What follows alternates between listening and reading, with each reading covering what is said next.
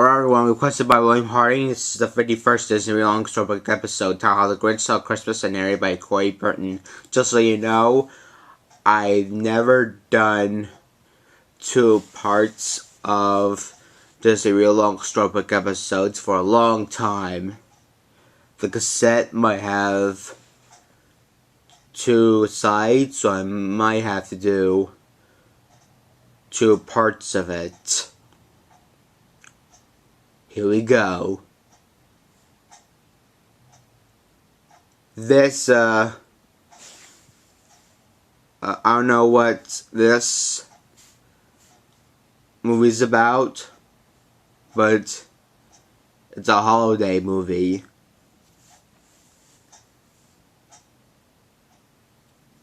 Let's get to it. Enjoy.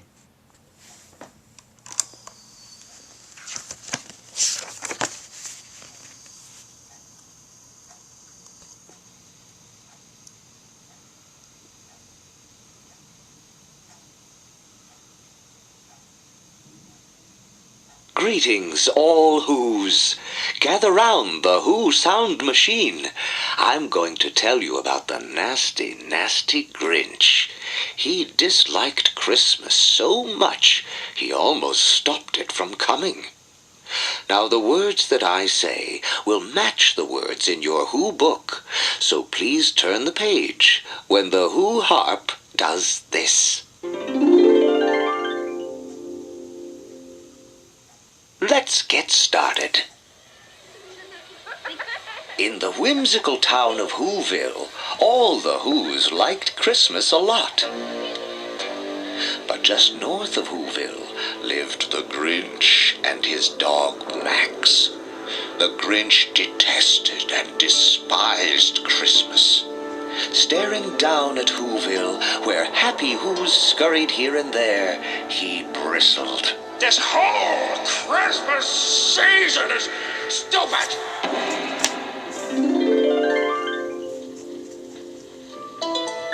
Meanwhile, in Whoville, Postmaster Lou Who was purchasing presents with his 5-year-old Who, Cindy Lou Who. Lou purchased 2 snoozle phones for Cindy's 2 brothers. He also grabbed gifts for Who aunts, uncles, and cousins. But his sweet little tot was puzzled. Was all this really Christmas? Then, who should the father and girl meet than teenaged Whos, Christina, Stu, Junie, and Drew? The 4 teens told a terrifying tale. They had been exploring Mount Crumpet, and the Grinch himself had scared them silly. Cindy's eyes opened wide. Why won't anyone talk about the Grinch? Just saying the name Grinch filled the townsfolk with fear, even though Mayor Mayhew told them not to worry. Still, Cindy wanted to know more. She decided to discover the forgotten facts about the Grinch. The Grinch often slithered through Whoville, pulling pranks so naughty and nasty they would make a skunk hold its nose. He'd act like a chair and push Who sitters out of his seat. Or he'd roll a ball at the mall to make Who's slip, skip, trip, and flip.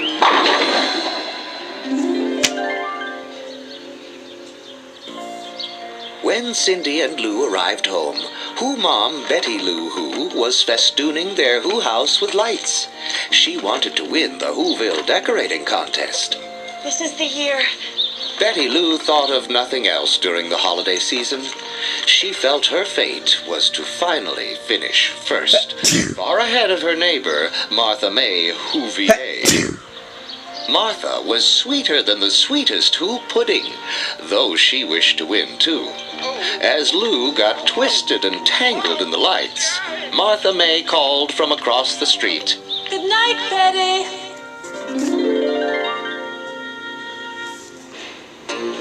Returning to his cave, the Grinch was happy to behold heaps of rubbish piling up from the town below. For you see, this rancid refuse provided the power for the Grinch's dank dwelling. We'll have a tastes like. Oh. Cindy, in her search for Who Truth, asked doddering Who Biddies, Clarnella, and Rose about the Grinch's peculiar past. They had raised him from Grinch baby to Grinch boy. Clarnella claimed he came the way all Who babies come. On calm nights, baby Who girls and tiny Who fellas drift from the sky in their own umbrellas. We knew right away that he was special.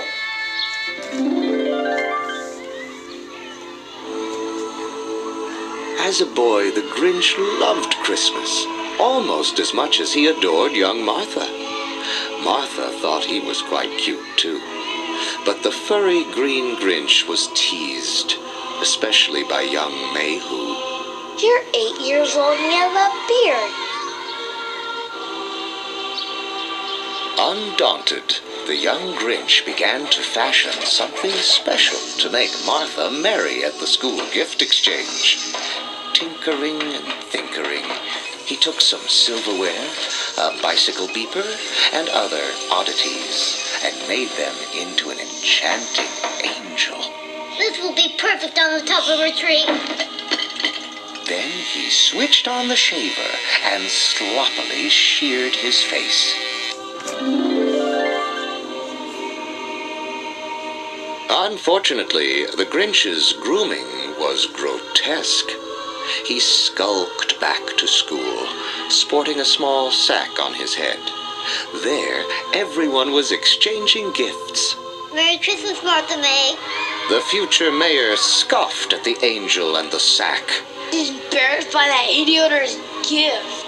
Teacher Miss Roo-Hoo asked the Grinch to take off the bag.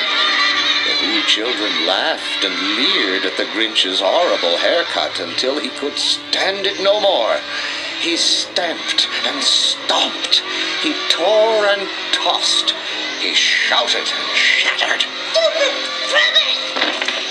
I hate Christmas! He lifted their tremendous tree like it was a twig.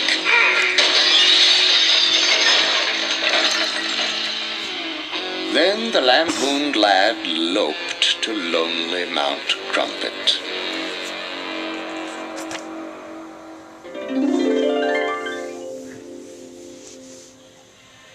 With all this knowledge gnawing at her noggin, Cindy made a decision.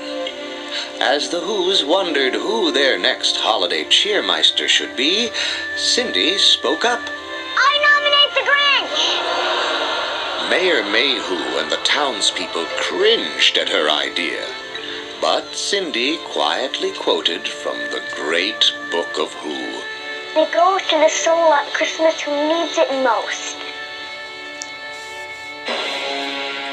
Little Cindy crept cautiously to the Grinch's cave to invite him. The Grinch greeted her with a growl. How dare you enter the Grinch's lair? Cute but courageous, Cindy was not crushed. She simply stated the information about the Who-bration, adding, Martha May will be there.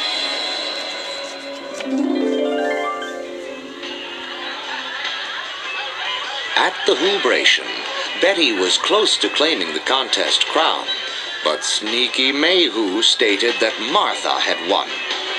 The Grinch then entered to the booze of Who's. But, true to Who tradition, he was made cheermeister. Hoisted high on the chair of cheer, his initial honor was having gallons of Who pudding sent galloping down his Grinch gullet. On Mayhew's command, the Grinch was dragged into dizzying dances. He was fed piles of pies, carts of cakes, and crates of cookies. He slogged through sack races. Suddenly, mean Mayor Mayhew presented one more present. The gift of a Christmas shave. Gales of giggles greeted the grimacing Grinch.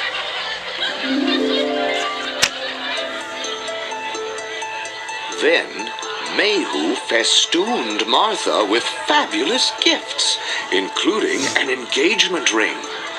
This was too much for the Grinch. Gift, gift, gift, gift, gift, gift. That's what it's always been about. Gifts. Gifts. In his fury, he torched the town tree and blasted back to Mount Crumpet.